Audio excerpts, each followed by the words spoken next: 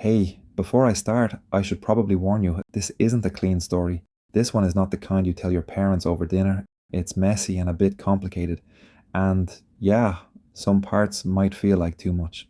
But then again, so was that night. Hey, sorry, we're running late. Shouldn't be too much longer. No problem. I'm just at the entrance waiting. See you soon. Cool, see you in a bit.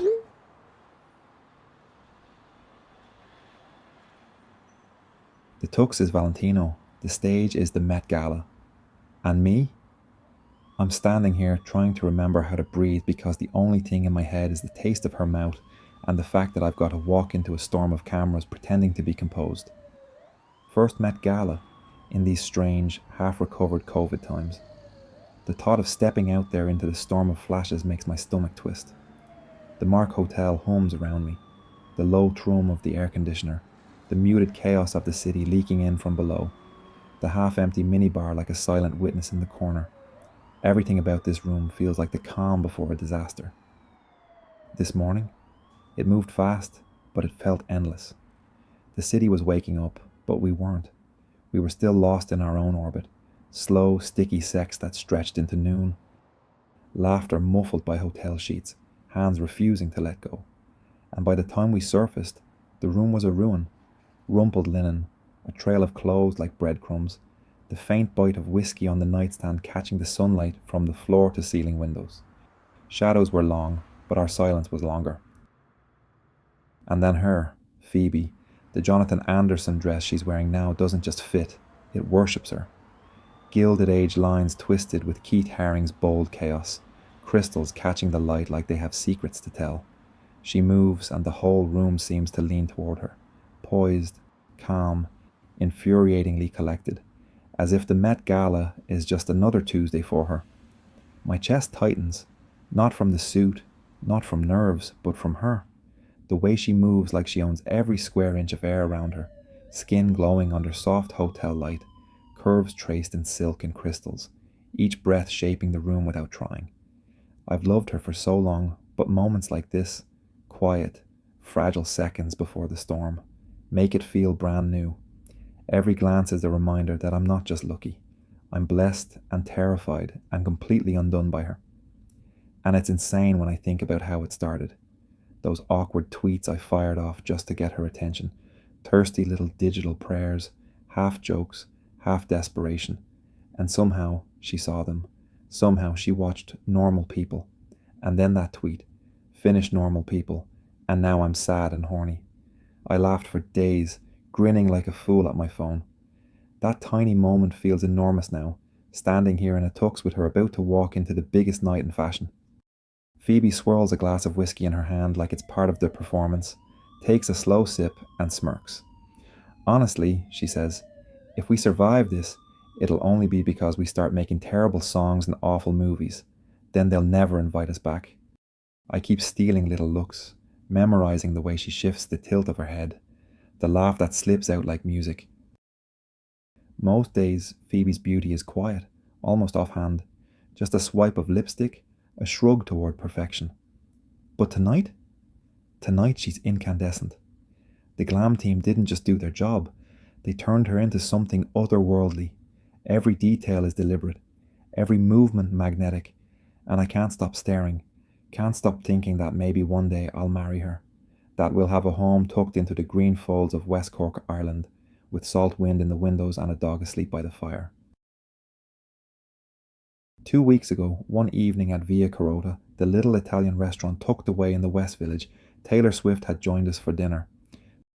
Between bites of pasta and sips of wine, she leaned back and said something that stuck. You two are perfect for each other. Honestly, Paul, I just watched Phoebe's Savior Complex video, and you'd be perfect in it. You were made for that.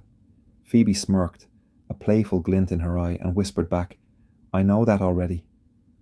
And now I cannot stop thinking about it. This morning, in the middle of the chaos with PR gifts constantly knocking on the door, I joked that I'd love to be in her next music video. She laughed, playfully pushing me back and leaning over me, grinning like she always does, and I couldn't help but notice how genuinely happy she was. Man, life is good. Life is really good. My acting career is better than ever, and somehow, amidst all the chaos, I get to be here with her. It's insane, but in the best way possible. I'm starting to believe that manifestation is real. Somehow, in the middle of the madness, I've found her, and she's found me. Do you know how much I love you, baby? I ask, trying to keep my voice steady while my heart races. She looks at me, that slow, warm smile spreading across her face, and tilts her head.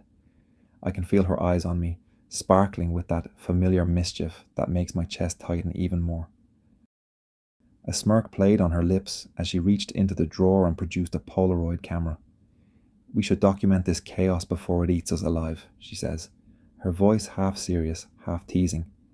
There's that signature edge in her tone, the kind that makes me laugh and melt at the same time. I laugh, trying to act casual, but my stomach flips.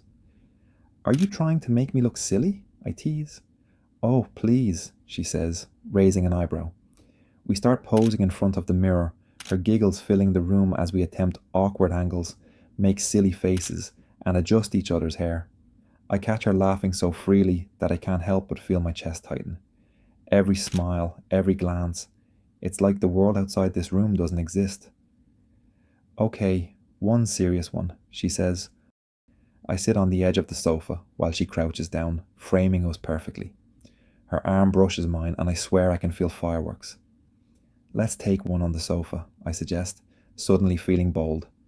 She leans back against the cushions and I sit beside her, careful not to knock over the whiskey glass. I grab her hand, interlacing our fingers, and she nudges her shoulder against mine. I grin, pressing a soft kiss to the top of her hand. All this is ridiculous, you know that, she says, tilting her head with that half-amused, half-exasperated look that always makes me smile. And you love it, I counter. And she rolls her eyes but doesn't protest. I reach for the Polaroid camera, the decision made in an instant. Rising to my feet, a sudden, powerful need washed over me. I want to have this moment of you forever, I whispered. She covered her face with her palms, but her laugh was a low, breathless sound. Come on, Phoebe. You're too hot, I murmured, my eyes fixed on her legs, her thighs, the way they glistened in the soft hotel light. Do you really think so? She said, slowly dropping her gaze to my crotch and then back to my eyes. Yes. I looked her straight in the face. Nothing more could be heard in the room. New York died. Only we were on fire. She lifted her dress and I could see a pair of black tongs between her legs. She lifted her spread legs onto the expensive marble hotel table. Then take a picture of this for a memory. I was out of breath. I focused the Polaroid camera straight on her crotch. You don't even know how horny you make me. I can feel my boxers wet in my tight black suit. Just as she was about to use her thumb to pull her tongs down, a knock came at the door. Your car is ready. You can come down to the hotel lobby, a voice said.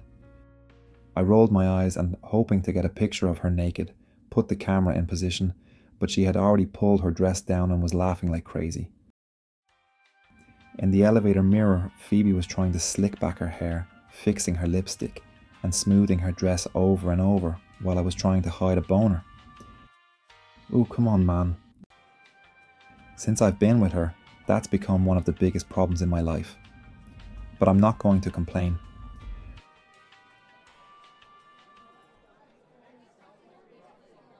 The hotel lobby was packed with celebrities, all waiting for their turn to head out to their cars. Hey, old friend, someone said, tapping me on the shoulder. It was Andrew Garfield. Hey man, how are you? I asked, flustered. I was starting to feel stage fright before heading outside, with fans and camera crew swarming the hotel entrance. Every half minute, loud cheers erupted as people came out. Phoebe seemed calm, or at least she looked it. I couldn't tell beneath the composed surface. With all the chaos, I barely registered Andrew. My gaze swept over the famous faces, Emma Corrin, Lily James, Ben Platt. And then I remembered Daisy was already waiting in line at the Met Gala. We are coming. How are you? I'm holding up, man. I'm sorry you're alone. I'll survive. It's really loud here. I promise we won't leave your side all night. Breathing in so much cigarette and vape smoke that my head was spinning, I muttered, "Ugh, I hate fags." Phoebe's head snapped toward me. "Paul, Conan Gray is my friend and colleague." I blinked, confused. "I know that." "How can you say that when we're surrounded by so many people?" she demanded. "I didn't mean him," I laughed, realizing what I'd just said. "I meant the cigarette smoke, my love." I tried to de-escalate the tension. Just then, one of the organizers called out our names. There was no time to prepare. We were practically flung out of the hotel and into the car, swallowed up by a mob of screaming fans. There are 3 women I love most in this world: my mother, Phoebe, and Daisy. My mother isn't here tonight, but 2 out of 3 of my loves are, and honestly, that feels pretty okay. Daisy, oh my Daisy. What can I say? She's shining tonight, head to toe. A silver mini dress with crystal floor-length fringes, a striking Oscar de la Renta creation. My eyes catch the diamond tennis bracelet on her wrist, the matching silver sandals, and I can't stop thinking how my mother was right when she said Daisy was the dream daughter-in-law. The flashbulbs are blinding. They don't feel real anymore, just bursts of white heat in a room that smells like perfume, sweat, and ambition. Cameras shout our names like they know us better than we know ourselves, and for a split second, I almost believe them. Phoebe looks ethereal, her gown liquid light, every inch of it shimmering as if it were spun from stardust. And Daisy is silver fire. The fringe of her dress moves with every breath she takes, glittering like 1,000 tiny stars. People can't stop staring. Hell, I can't stop staring.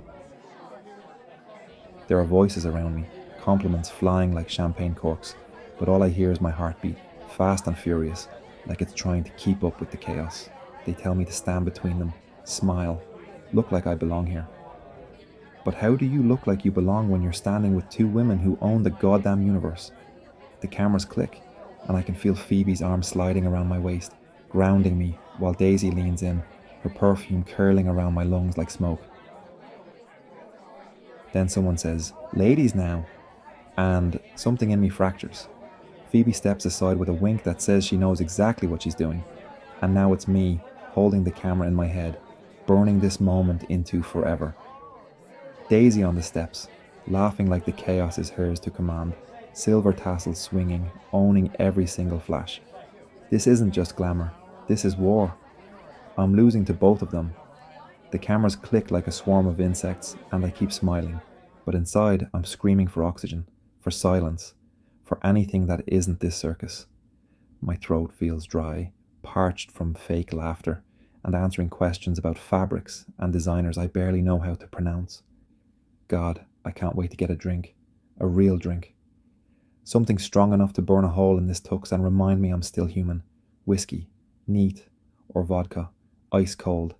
Anything to stop my brain from melting under all these lights. I lean in just enough so only they can hear me.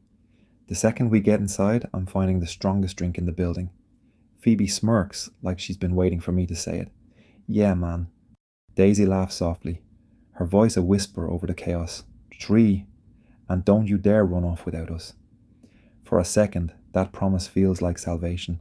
I picture us at the bar, shoulders pressed together, laughing over crystal glasses while the rest of the world disappears. But that fantasy shatters the moment we crest the top of the stairs, after what feels like an eternity of interviews and 100 inane questions about what we're wearing. And then I see her, Emma Chamberlain, standing there with the Vogue mic, her smile wide and waiting. My stomach drops. So much for that drink. This whole circus. It's all because of normal people. That show changed everything. If it hadn't blown up the way it did, I wouldn't be standing here on these famous steps, about to give a Vogue interview with Daisy, while Phoebe waits just off to the side, pretending not to hate this part of the night. "You guys look amazing," Emma says, all bright-eyed energy. "You look amazing," Daisy fires back, and I echo her. It's automatic at this point, compliments on loop. "Talk about your guys' outfits tonight." Daisy goes first, calm as ever. "I'm in Oscar de la Renta." "Amazing," Emma says, nodding like she's collecting points. "And I'm in custom Valentino with Cartier pieces," I add. Try saying that without feeling like a dick. "Gorgeous, gorgeous." Emma beams. I wonder if she actually cares or if she's just thinking about what's for dinner. So is this your guys' first Met? Have you been like 10 times? Where are you guys at? First, Daisy says, smiling. This is our first Met.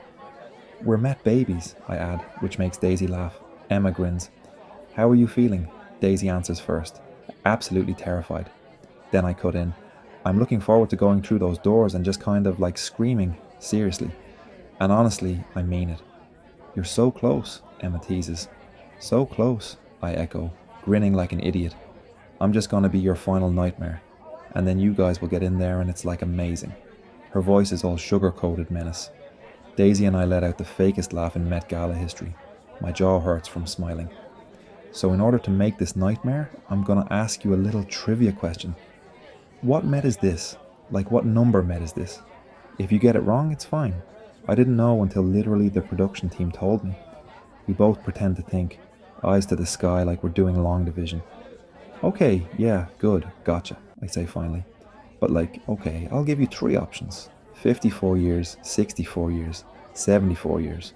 64, I'm going 64, I announce, confident for no reason. I'll go 54, Daisy says, and we both grin like this matters. 74, Emma fires back smug. No way, Daisy gasps. I know. It hurts, I admit, and it really does for some reason. It's like very much older than us. Wow, Daisy breathes out. Anyway, I'm actually 74. She says it so seriously that for a split second Emma looks like she believes her. Emma cracks up. Oh my god, well, you're looking really good and I want whatever you're doing. We all laugh, but inside I'm screaming, get me out of here and into the bar. You guys go have fun. Enjoy, you made it through. Now you're free. Thank you, Daisy says sweetly. Have a good one, I throw in, already halfway out of my own body. See you in there, Emma calls after us. I spot Phoebe waiting at the edge of the chaos, biting her lip like she's 2 seconds from stealing me away. Nothing compares to a good Irish whiskey. Give me a glass of Redbreast or Middleton, and the world slows down just enough to make sense again. The thing is, after 2, maybe 3 glasses, it all starts to blur. The edges between one pour and the next dissolve, and all that matters is the warm, slow burn. Here though, this isn't Ireland. This is the Met Gala bar, and the whiskey they serve here is smooth but soulless, dressed up like everything else in this place. I sip it anyway, trying to convince myself it tastes like home. After all, how different can it really be? 2, 3 glasses in, and the difference is almost impossible to taste. The bartenders, Christ, they act like high priests. Perfect posture, sculpted smiles, voices wrapped in velvet, every move rehearsed. Sir, may I recommend... It's hospitality turned performance, a script and cufflinks, and I'm not in the mood for theatre. I'm surrounded by it already. The girls have been talking for what feels like half an hour now, heads bent close, laughter spilling out in warm little bursts that make me feel like an outsider to my own night. I watch them, and something in me softens. They've shed the stiffness they wore on those stairs. Phoebe's hands cut the air as she spins a story, her rings flashing like tiny, deliberate fireworks. Daisy tilts her head back and laughs. That laugh that always sounds like champagne spilling over. Another sip. Another inch toward forgetting where the Irish ends and this American stuff begins, and suddenly the difference between home and here is harder to taste. Irish, American. It all burns the same going down. After a while, you just stop asking which is which. I glance over at them again. Maybe it's the whiskey, but the lines blur there too. 2 women, 2 different worlds, and yet, when they laugh like that, I couldn't tell you where one ends and the other begins. Phoebe and Daisy. Christ, if you could bottle the way they look right now, it would outsell every whiskey on earth. Phoebe, with her sharp, bright smile, eyes like they're hiding a secret she'll only tell you in private. Daisy, softer at the edges, her mouth curved in something that looks like contentment, like this is exactly where she wants to be. Their dresses catch the light differently, Phoebe's jewels flaring in sudden sparks, Daisy's silver fringes shimmering like water. 2 constellations, close enough to make you dizzy if you stare too long. Every now and then, someone brushes past, a flash of perfume and couture. Jared Leto in a suit stitched from another galaxy. Billie Eilish drifting by in layers of green silk, Lizzo with a gold flute in hand, like a goddess who decided to crash Olympus for the night. Names I've only seen in glossy pages now moving through the same air as us, orbiting the same dim little bar. And me. I'm standing here with a glass that's nearly empty, trying to decide if I want another or if I want something else entirely. The next round slides across the bar like a secret. 3 glasses, same amber glow, same promise of trouble. I lift mine first, holding it up like a toast to no one in particular. To survival, I say. And my voice comes out rougher than I meant. Phoebe laughs, low, velvet, and clinks her glass against mine. Barely, she says, and the way she holds my gaze makes the word feel heavier than whiskey. Daisy follows suit, her glass ringing softly against ours, and for a moment the 3 of us are tied together by nothing but sound and heat. They fall back into whispers, heads tilted so close their hair almost tangles. I lean in too, because if I stay where I am, I'll drown in the space between us. Daisy turns toward me mid-sentence, her mouth curling into something sly. We were just saying, she murmurs, if one more person asks about our vision, we're leaving. Well, leaving where? I ask, and my voice is too close to hers now, low enough to taste the edge of her perfume when she exhales. Anywhere, Phoebe cuts in, smiling like she's carving the word out of smoke. Her hand lands on my arm, not a brush, not an accident. Warm, steady. Anywhere they don't ask questions. The whiskey hums in my veins, a low, insistent thrum. Every movement feels deliberate, even when it isn't. Phoebe's fingers curl slightly against my sleeve, and Daisy notices. I can tell because she smirks, then leans in until her knee bumps mine under the bar. It's nothing, just a touch. But my breath catches all the same. God, look at her dress, Phoebe says suddenly, tilting her head toward a woman across the room, someone dripping in sequins like a disco ball that learned to walk. Daisy laughs, warm and bright, and bends toward Phoebe to whisper something back. As she does, her hand slips, soft, casual, onto the small of my back. Christ. The sound of their laughter blurs. All I can hear is the blood rushing in my ears and the rustle of silk as Phoebe shifts closer, her shoulder grazing mine now. Her lips brush my ear when she says, "You agree, don't you?" About what? I manage. That it's terrible, Daisy answers for her, voice curling like smoke. The dress. I glance over, but I couldn't tell you what the other woman's wearing if you paid me. Hideous, I say. Phoebe's hand squeezes my arm, just once, before sliding away, and Daisy's fingers tap my back like a quiet drumbeat before retreating. The conversation turns, drifts, snippets of gossip, fragments of stories.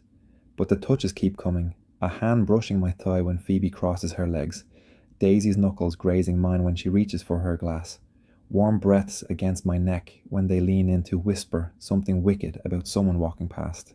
Jared Leto floats by in what looks like celestial armor, and Phoebe mutters something obscene under her breath that makes Daisy choke on her drink, and me choke on the urge to drag them both out of here. It's a slow burn, this thing between us. A dangerous, impossible slow burn. And with every sip, every glance, every accidental on purpose touch, I'm less sure if it's the whiskey making me dizzy or them. Let's get out of here. The words leave my mouth before I've even planned them, but once they're out, they feel right, necessary. Phoebe arches a brow, a slow grin pulling at her lips. I do need to pee. Daisy laughs, tipping the last of her drink into her mouth. Same. Let's make it a group field trip. We slip away from the bar like conspirators, weaving through a blur of velvet gowns and tuxedos. The air feels different in the quieter corridor. Less glitter, less performance. Just us and the muted hum of distant music. The women's bathroom swallows them both, leaving me outside the men's, a splash of reality after all that champagne light.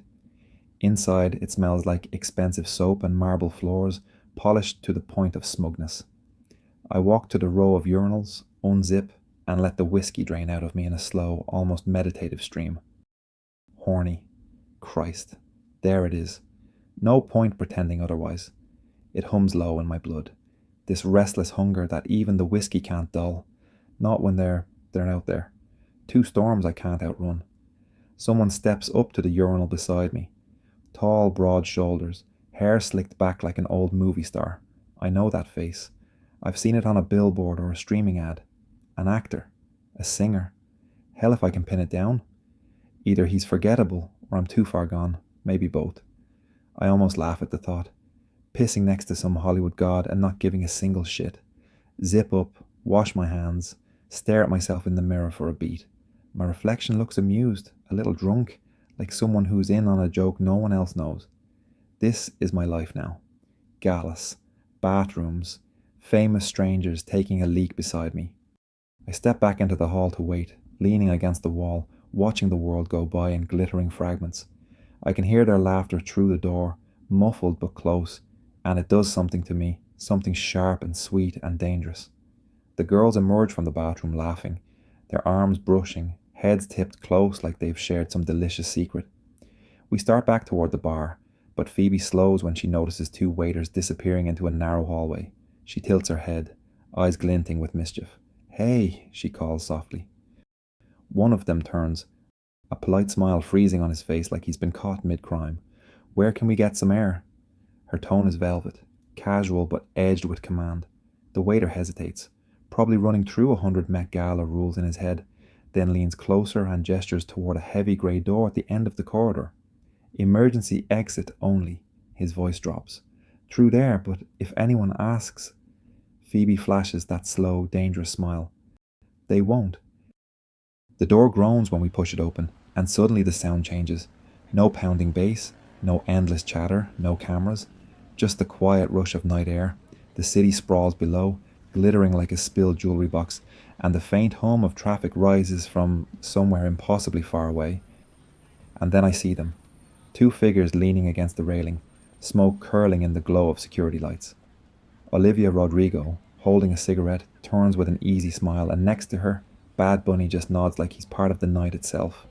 Phoebe gives a little wave. "Hi." Olivia's eyes brighten. "Phoebe," she says. Then her gaze slides to me, playful, curious, and normal people.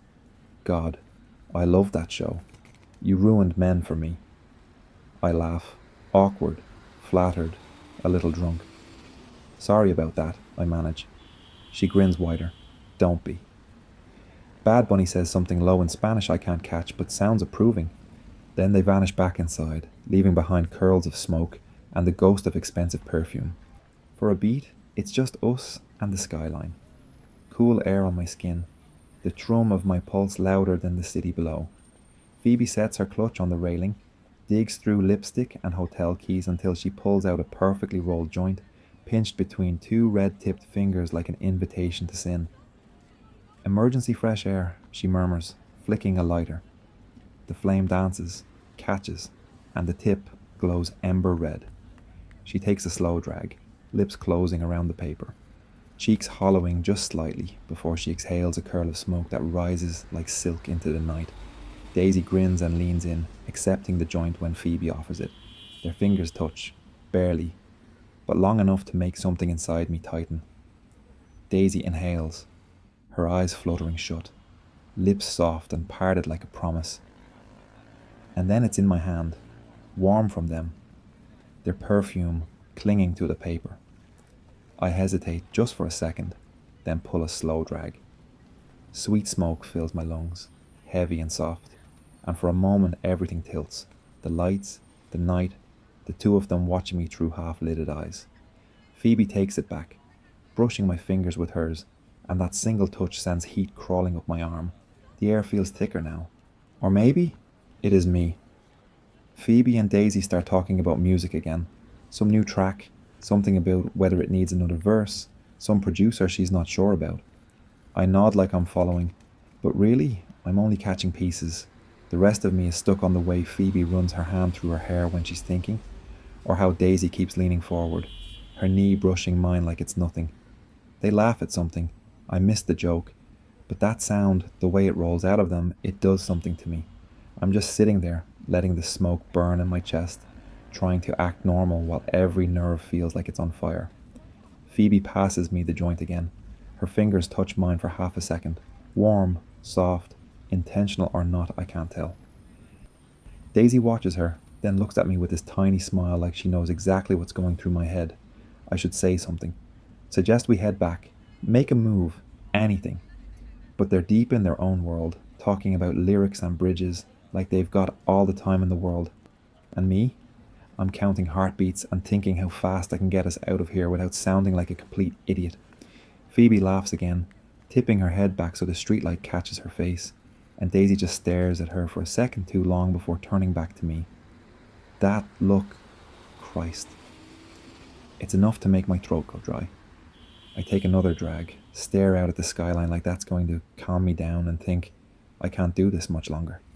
Either I say something or I explode. I wait for the right pause. Their laughter softens, just low enough for me to slip in.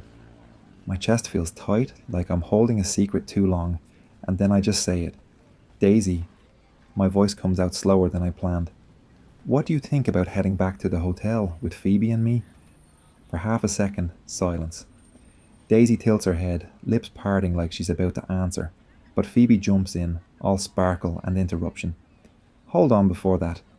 She's already reaching into her little bag. We need a picture. The light out here? It's criminal not to. Phoebe pulls out a Polaroid like she's been waiting for the perfect excuse. Daisy laughs, sliding closer to her, and the sound is soft, like something private I wasn't meant to hear. Right here? I ask, trying to sound casual, but inside I'm still replaying what I just said and how fast it vanished into nothing. Right here, Phoebe says, already lifting the camera. Come on, both of you. Closer, I move in. Daisy's hand brushes my leg as she shifts. Just a second, but it's enough to make heat crawl up my spine. Phoebe notices. I can feel her noticing, because when she tilts the camera, her fingers graze the back of my neck, slow, like they're daring me to react. The flash pops. My smile feels like a lie. Phoebe crouches down to dig for more film, and that's when it happens. The bag tips, and a handful of Polaroids spill across the pavement like glossy secrets. My breath catches because I know those photos from earlier. Us in the hotel room, looking like sin without trying. I drop to my knees at the same time Phoebe does, both of us scrambling, hands brushing over cool paper like we're trying to hide evidence. But Daisy is quicker than I expect. Her fingers close around one photo before I can stop her. She looks down, and it's that one. For a beat, she just stares. Quiet. The kind of quiet that hums with meaning. Then her eyes flick up, first to Phoebe, then to me. And that look, that sharp, curious flicker, cuts straight through me. Phoebe laughs too brightly, snatching the rest of the photos. God, these old things. What a mess, right? She tucks them back into her bag like it's nothing, like none of this matters. But Daisy doesn't give hers back right away.